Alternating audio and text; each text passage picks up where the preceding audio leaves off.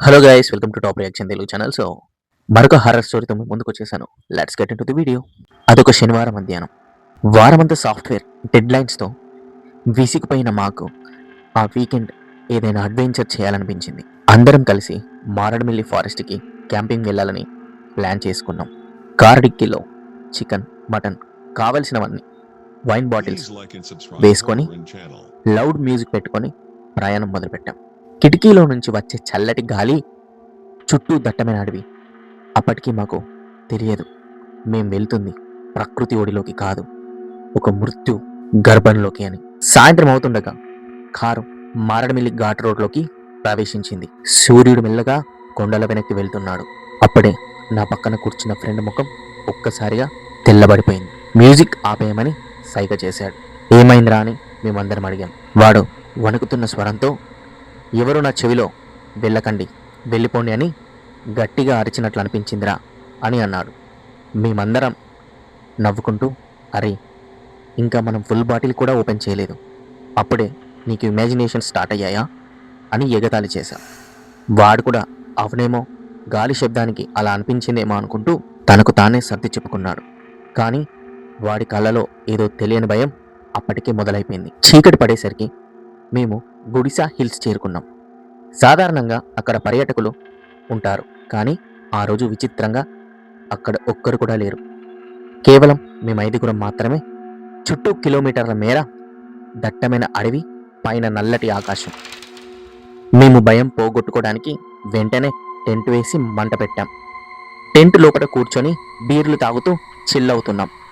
సరిగ్గా అదే టైంలో రెండో ఫ్రెండ్ చేతిలో ఉన్న గ్లాస్ కింద పడిపోయింది. వాడు వణుకుతూ మా వైపు చూసి, అరే ఇప్పుడు ఎవరో నా చెవి దగ్గర ఎందుకు వచ్చారు, చచ్చిపోతారు, వెళ్ళిపోండి అని చెప్పారా అన్నాడు. అప్పుడు మొదటి ఫ్రెండ్ గట్టిగా అరిచాడు, అరే కారులో నాకు వినిపించింది కూడా అదే మాట అని చెప్పాడు. ఒకేసారి అందరిలో వణుకు మొదలైంది. ఇది ఖచ్చితంగా మా భ్రమ కాదు అని అర్థమైంది.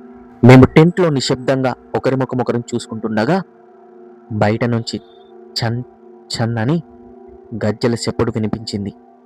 ఎవరో టెంట్ చుట్టూ తిరుగుతున్నట్లు అడుగుడు సబడి వినిపించింది.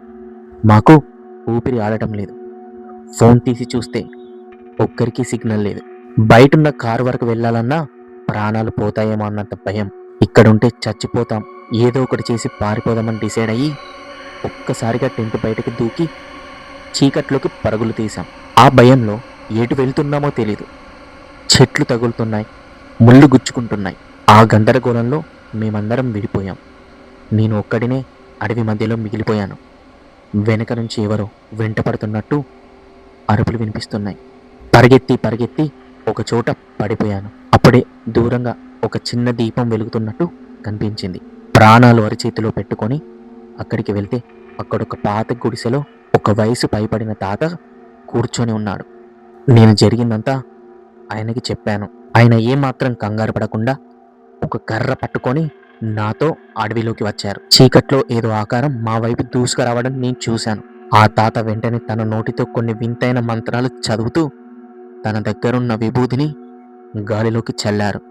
ఒక్కసారిగా ఒక భయంకరమైన అరుపు వినిపించి ఆ గాలిలో ఒక ఆకారం కనిపించింది. అది మనిషి కాదు, అదొక దయ్యం. ఆ తాత చల్లిన విభూతికి అది భయపడి మాయమైపోయింది. నాకు భయంతో గుండాగినంత పని అయిపోయింది.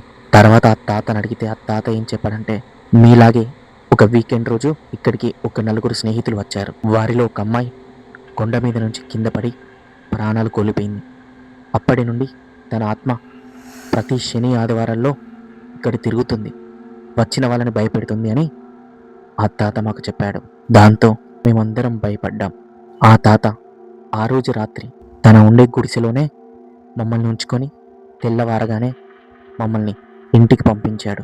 మేము ప్రాణాల అరచేతిలో పెట్టుకొని అక్కడ నుండి ఇంటికి వచ్చేసాం. ఇంకొకసారి ఇలాంటి ట్రిప్స్ ఏవి వేయకూడదని డిసైడ్ అయిపోయాం. సో మీ లైఫ్లో కూడా ఇలాంటి సంఘటనలు ఏదైనా జరుగుంటే కామెంట్ సెక్షన్లో కామెంట్ చేయండి. మరొక హారర్ స్టోరీతో మీ ముందుకు వస్తాను. కొత్తగా ఛానల్ చూస్తున్న వారు లైక్ చేయండి, సబ్స్క్రైబ్ చేయండి. Until then bye.